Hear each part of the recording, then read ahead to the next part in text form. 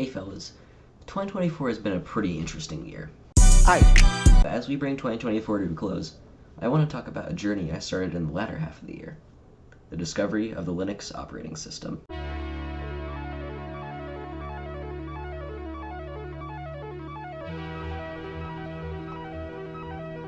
I'd like to make this clear right out of the gate. I'm horribly young for someone in this community. I was born in 2010, meaning I just barely squeaked into Gen Z, so it's safe to say, by the time I came into existence, the days of Linux being mixed in pretty evenly with other OSs was long gone. Another important thing to mention is that I'm most likely autistic. Now you may be thinking, what the hell does that have to do with this? Well, really three reasons. To justify how this script is structured, so you can understand just how this is. And number two, so that you can understand how when I like something a lot, I will hyperfixate on it and learn hard things really quickly. And also the third thing is so that if I stumble over my words like I just did, then you can give me a little bit of grace. So, the first computer I remember using was a 2010 MacBook Pro, but I only ever watched YouTube on it because I was a very little kid. It wasn't until 2018 that I got my own PC. Unfortunately, I have no pictures or recollection of the specs of this computer. But the important part was that I started my computer journey with Windows. This computer was given to me by my Uncle Cagney. I'm using names because both of my uncles will be mentioned in this video. Both of my uncles work computer-related jobs. My Uncle Cagney is a network engineer, and my Uncle Matt works cybersecurity. As the years moved on, I used my computer very often. I got another one gifted to me, and got quite comfortable with Windows. My Uncle Matt was always the odd man out in the three musketeers of computer users that are in our family that me and my uncles had made up. He'd been using Linux since 2004. We always jokingly made fun of him for how Linux can be unstable and bad for gaming. That version of me could have never imagined how my opinion would change. Fast forwarding to May 20th, 2024, Microsoft announces a new feature called Recall. It screenshots your computer every few seconds to train their shitty ChatGPT clone. I mean Copilot. This was obviously horrifying, and I knew that at some point I would have to switch operating systems.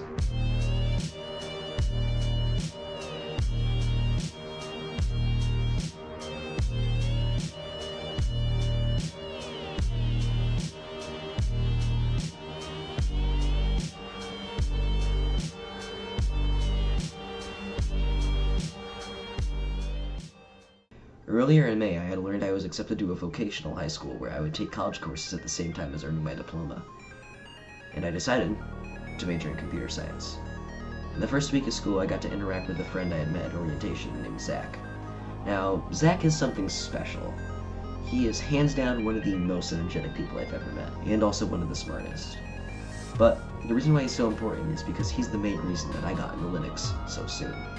At the time I met Zach, he was daily driving Debian on a Raspberry Pi 4B. My only knowledge of somebody who had a Raspberry Pi before this was Michael Reeves. I'm gonna stab a pineapple. Oh, fuck. And currently, he uses the same Raspberry Pi, but his main machine is now an Asus laptop with an AMD Vision running NixOS. After a little while of interacting with him, I started looking at getting a Raspberry Pi 5 to try out Linux, and he heavily encouraged me to do so. Eventually, in late October, I decided to pull the trigger and ordered myself a Raspberry Pi 5 with 8 GB of RAM and a bunch of other goodies. I waited a little while, and after ordering 2 on accident, Oh, fuck. I had everything I needed and installed Ubuntu on the Pi. And it was everything I could ever want. This computer would just let me do whatever I wanted. This instantly lit something inside me that made me want to continue with this OS, and my growth started there. As I do with many things when I hyperfixate on something, I could not get enough of the content around Linux. And not just Linux, but computers in general. I started watching people like Linus Tech Tips, Hardware Haven, Salem Techsperts, and Mental Outlaw. As I got recommended more videos, I saw one name pop up a lot. That name was Arch Linux. I thought it was really cool how you could install the OS from a command line, and I also loved the fact that it was very do-it-yourself, and you had to be very smart and knowledgeable about computers. I also love the community. I tried to install it for a while into VM with no success. One day, one of my friends brought in his laptop to school that I've aptly named the Toshiba Brick. And lo and behold, When he opened it, it was running Arch. Now, I never knew this friend even knew what Linux was. So I was like, how the hell do you have that? He told me that he'd used a program called Arch Install. After goofing off with his computer, I decided to install it on a spare hard drive. Unfortunately, I never really used this and mainly stuck to Windows on my main machine. However, there would be many more projects that would lead to me using Linux. The first project I had using Linux was installing Arch on my grandma's old 13-inch unibody MacBook.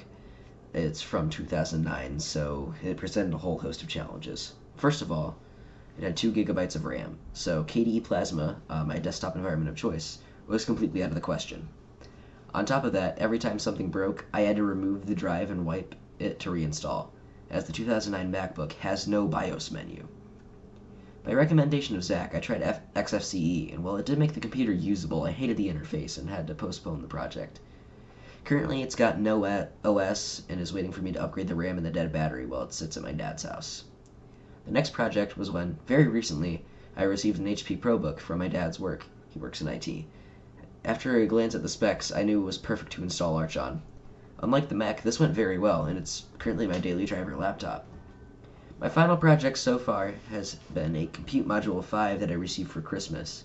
It's really fun to use, and I've had a lot of opportunities to do nerdy stuff with it. However, I went through hell to get an OS on it. Off the bat, I did not know what I was supposed to boot from, and I just kept trying to install Ubuntu on an SD card and a USB flash drive. Along with that, the Ubuntu installer kept crashing and I couldn't get it to work. I finally figured out that I had to use soldered storage and rolled the dice with 25 watts by using a screwdriver as a jumper so I could flash Raspbian into it, but it's been working ever since. So far in my time using Linux, I've gained a lot of knowledge on computers and Linux, but the main takeaways are as follows. Arch is my main distro of choice, but I'm open to others like Mint, Ubuntu. I'm even giving Gentoo a chance right now. KDE Plasma is my favorite desktop environment. But if I don't have the resources, I'll happily run Mate. Arguably the most important thing I've learned is that old computers should not just be left to die. They can always have a new life with a simple Linux install. Oh, and I like men.